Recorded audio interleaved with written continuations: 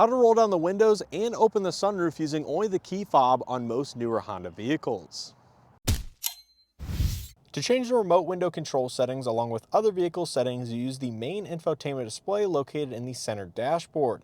To access these settings from the homepage, first select Vehicle Settings, scroll to Door Window Setup, then from this page you'll have the option to turn on or off the remote window control feature. When enabled, you can open the windows and sunroof if equipped remotely using the proximity key fob, but keep in mind you cannot close them once they are opened. To roll the windows down, first press the unlock button once and hold it on the second press. This will roll all 4 windows down simultaneously along with open the sunroof if your vehicle is equipped. To stop the window operation partway, you can simply release the unlock button at any point and it will stop the windows and sunroof at that point in time.